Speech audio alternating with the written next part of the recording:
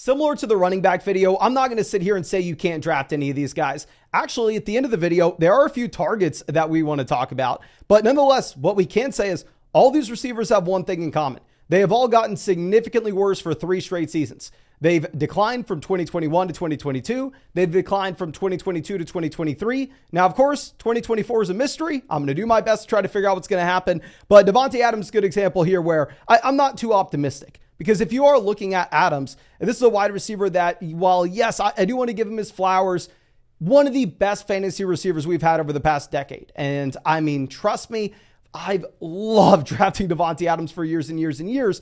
And before we did this research for the draft guide, I was actually sitting here thinking I was going to draft a decent amount of Devonte Adams this season because you're in round 2 and there are a bunch of unfamiliar names. You're like, oh, am I really supposed to draft Drake London? Am I really supposed to draft Garrett Wilson? These guys that have never been top 24 wide receivers in fantasy, or can I go with one of the best wide receivers this decade in Devonte Adams? Typically, my brain wants to go towards the path of familiarity. I kind of want to just go with Adams, but he's fallen from about 18 points per game down to 12.5 points per game over the past 3 seasons. And with Adams, what's most concerning is this is exactly when you expect to fall off from these receivers. Devonte Adams now going into his age 32 season here. He's going to be 32 years old this year. And if you look at what you had from 31-year-old wide receivers with a similar season to Devonte Adams from this past year, Jimmy Smith did get better back from 2000 to 2001. But the other best comps that we had from 30-year-old wide receiver seasons, Hines Ward got worse. Donald Driver got worse going into his age 32 season. Eric Moulds got worse. TJ Houshmandzadeh got worse. Roddy White got worse. Keenan Markell got worse. Santana Moss got worse. Torrey Holt got worse. Okay, so if we look across the board here, out of the 9 closest comps, 8 of them got worse going into their age 32 seasons, which is naturally what we should go to expect. And we want to sit here and go, okay, well, Mason, Devonte Adams is different. And I agree with you. Devonte Adams is an extremely talented wide receiver, but this is a god-awful situation. Right now, Las Vegas sportsbooks are currently projecting the Raiders to be the 6th worst offense in the NFL. I've already showed y'all the data that if you were drafting a wide receiver that's in a bottom 5 offense, that wide receiver one in that offense is less likely to be a top 24 wide receiver in fantasy than if you were to draft someone that's in a top 5 offense, if that wide receiver one were to be a top 3 option in fantasy. Wide receiver is so reliant on overall offensive production. I'm looking at this Raiders team going, I don't know if it's Aiden O'Connell. I don't know if it's Gardner Minshew, but what I do know is it's going to be ugly. And if we look at Devonte Adams' price right now, he's not priced as if he's going to get worse from this past year. He's priced as if Devonte Adams is going to go from averaging 12.5 points per game to all of a sudden getting better at 32 years old, which I just think is a hard bet to make, where on Underdog Pick'em, he's at higher, lower 1,100 receiving yards at the moment. In Underdog drafts, he is actually going near the end of round 2. He's a wide receiver 14. That's a price tag I don't mind. But if we go and look at your regular redraft league where you're just drafting with your high school, college buddies, I mean, here Devonte Adams, like the wide receiver 9 on ESPN, he's going in the middle of round 2. Here you're looking at Devonte Adams on Sleeper, going at pick 18, going as that low end wide receiver 1. So in your regular redraft league, Devonte Adams is not priced as a declining 32-year-old wide receiver. Devonte Adams is priced as if he is going to be bouncing back in his age 32 season to what we had previously seen from Devonte Adams.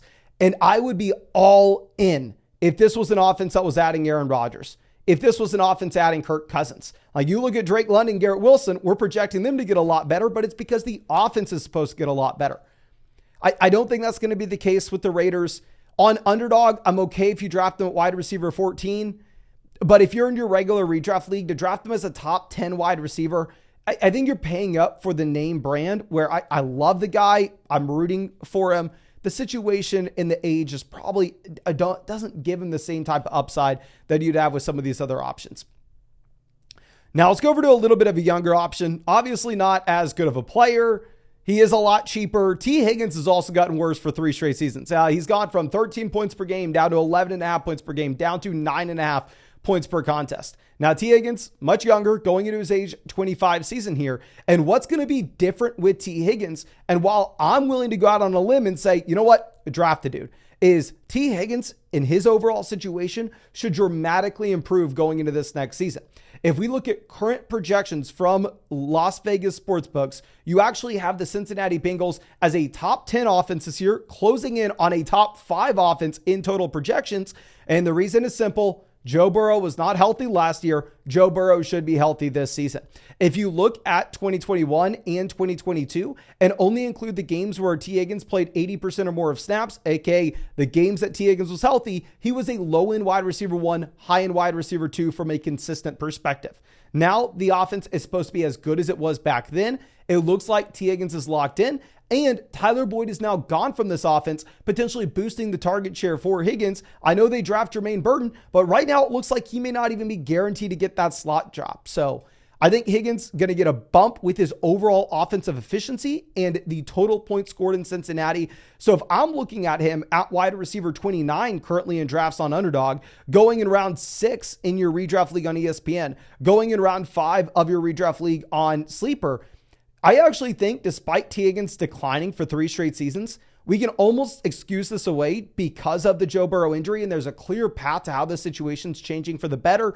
And keep in mind, this is someone that used to go at the 2-3 turn in Underdog drafts. Like he used to be significantly more expensive. So I am fine buying the dip on T. Higgins here because I see a clear path to his offense improving, unlike Devonte Adams. And also, once going into his age 25 season versus age 32 season, I think it makes more sense for the 25-year-old to bounce back due to situation. Now, let's go over to Cooper Kupp. Cooper Kupp going to be 31 years old this next year. Cooper Kupp has seen a massive fall off across the board. Doesn't matter if you're looking at his points per game, his receiving yards per game, his yards per route run. I mean, just looking at his receiving yards per game in 2021, he's at 114. And in 2023, he's down at 61. He's going to be 31 years old this next season. If you look at wide receivers that had similar age 30 years to Cooper Kupp since the year 2000, you had Brandon Marshall, Reggie Wayne, Curtis Conway, Golden Tate, Isaac Bruce, Marquise Colston, Tyler Lockett, Mike Wallace, Marvin Jones Jr. So you had some very talented wide receivers. And here what's actually surprising is the median projection is up at about 13.5, 14 points per contest. So unlike what we saw with Devonte Adams, it's not like this is a guaranteed situation where Cooper Kupp is going to be falling off. I mean, a lot of these closest comps, we actually saw improvement going into their age 31 years, such as Brandon Marshall popped from 14 points per game up to 21. Reggie Wayne popped from 14.5 up to 17.5. Curtis Conway popped from about 15 to 15.5. So we have seen improvement here from some of these options. And if we look at Cooper Kupp, I think that there is a clear narrative that you could have for a bounce back, where this is a wide receiver that dealt with ankle and hamstring strains over the past few seasons. And if those injuries are no longer something that we need to be concerned about in 2024, you could easily tell yourself a story where Cooper Kupp, despite him aging, is in a much better offense, is fully healthy, and I'm not expecting him to lead the NFL in receiving again. I'm not even expecting him to be the wide receiver 1 on his offense, but I do think he can return value based off where you get him. If you look at his Underdog pick'em, right now he's at 950.5 receiving yards. He's at 6.5 receiving touchdowns as well. He's going as the wide receiver 21 in Underdog drafts. If you go over to ESPN, if you go over to Sleeper, ESPN, you can actually get him at the 4-5 turn. If you can draft him at the beginning of the 5th round in your redraft league, I think it's a phenomenal pick, especially if you start running back out the gate and we're just hunting wide receiver upside in the middle rounds. And going over to Sleeper, you would have to take him in the middle of round 4, where wide receivers are just juiced up a little bit more. But like if you're in your regular redraft league, I feel a lot more comfortable taking Cooper Kupp in round 5 than Devonte Adams in round 2, knowing the upside of the Rams offense in comparison to the upside of the Raiders offense, and knowing that Kupp is younger, and knowing that we've actually seen this profile bounce back at 31 years old in comparison to where we just haven't really with the Devonte Adams profile. But Underdog, the price point's very high. You have to take him at the beginning of the 3rd round. So I'm there. Honestly, I'm taking more Kyren Williams. My favorite start on Underdog at the moment is wide receiver, then Kyren Williams in round 3. You just can't really do that in your regular redraft league. But if you wanted to do that with us in an Underdog draft, I'm streaming every single day. I mean, I've streamed every day on Underdog for years and years and years. My favorite place to draft. Plus, our draft guide drops August 1st. So if you sign up with code FLOCK to Underdog to join a draft with us, they're best ball, no time commitment at all during the year. That's how I won $150,000 on Underdog 2 years ago. You're going to be in line to get our 2024 Fantasy Football Draft Guide for free on August 1st. Our 2024 Fantasy Football Rankings, a 50% deposit bonus up to $250. And we are actually dropping a special Flock fantasy tournament where everybody can draft together. And so you can find that link in the description and comment section. But let's go over to what we have with Hollywood Brown. Hollywood Brown is untouchable in underdog drafts at the moment. He has fallen from 11.3 points per game down to 7.8 over the past 3 years. What is extremely concerning for Hollywood is this is a wide receiver that averaged 1.3 yards per route run this past season.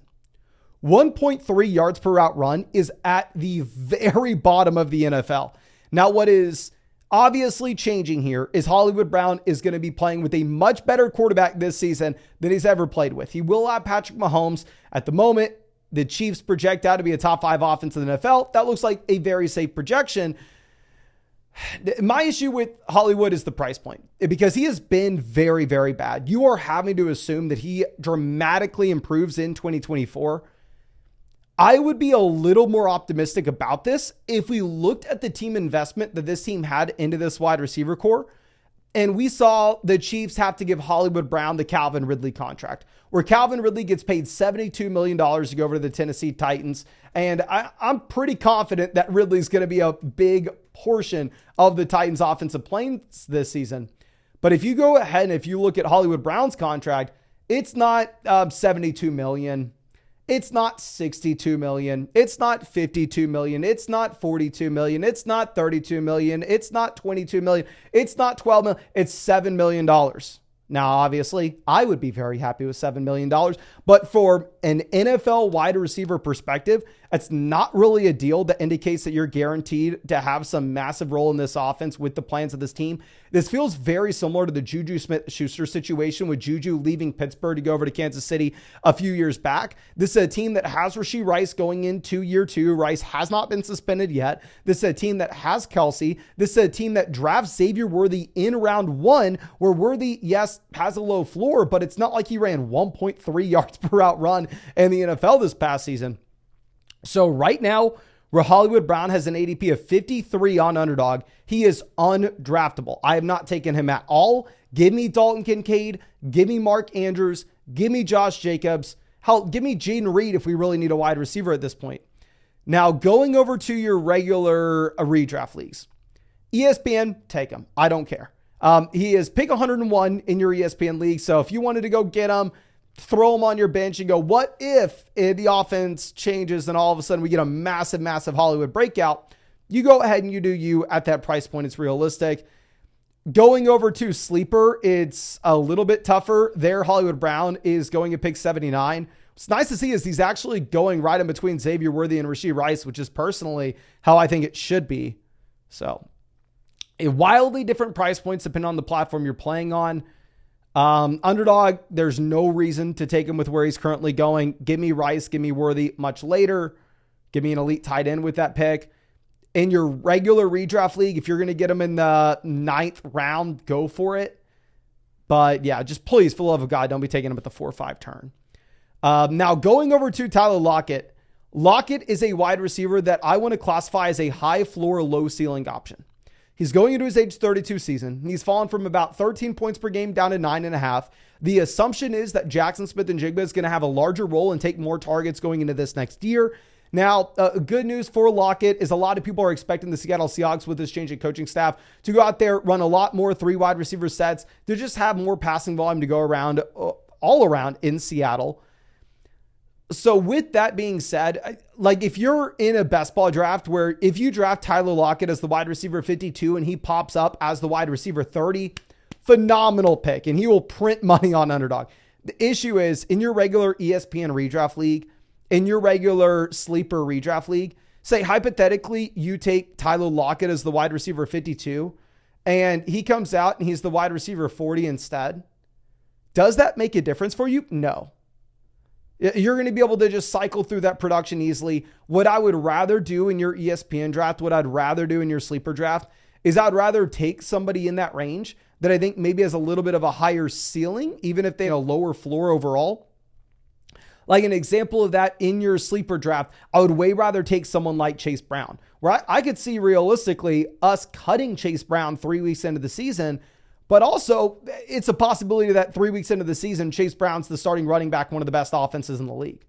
So In best ball, sure, you can take Lockett. In your regular redraft format, give me one of those running backs like Chase Brown, like Jerome Ford in this range, where the range of outcomes is wider, because I'm going to be wanting to churn the bottom of our roster anyway on the waiver wire at the beginning of the season. Now, going over to someone that's a little more expensive, we probably should have pushed him up a little earlier.